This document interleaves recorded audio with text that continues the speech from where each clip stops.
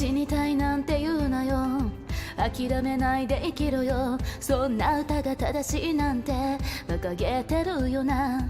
実際自分は死んでもよくて、周りが死んだら悲しくて、それが嫌だからっていう英語なんです。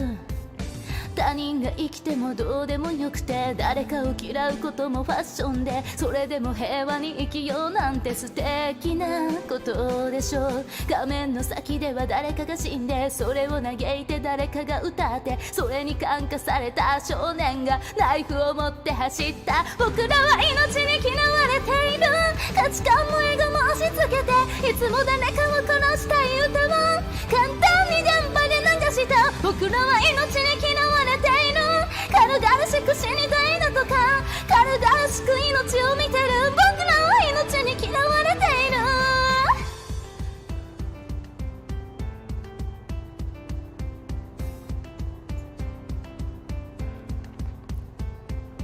お金がないので今日も一日中ダミンを謳歌する。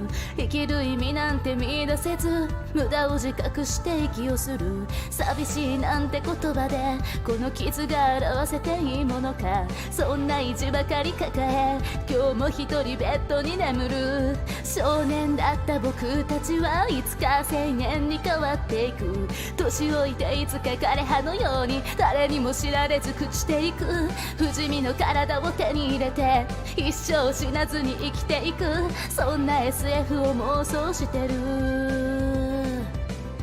自分が死んでもどうでもよくて、それでも周りに生きてほしくて、矛盾を抱えて生きてくなんて怒られてしまう。正しいものは正しくいなさい、死にたくないなら生きていなさい、悲しくなるならそれでもいいならずっと一人で笑いよ。僕らは命に嫌われている、幸福の意味すらわからず、生まれた環境を曲がりに組んで簡単に過去ばかり呪う。僕らは命に嫌われている、さよならばかりが好きすぎて本当の別れなど知らない。僕らは命に嫌われている。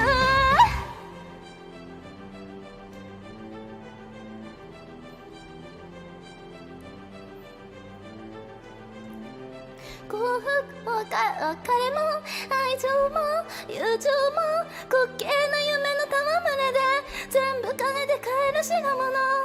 明日死んでしまうかもしれない、全て無駄になるかもしれない。朝も夜も春も秋も変わらず誰かがどこかで死ぬ。夢も明日も何もいらない。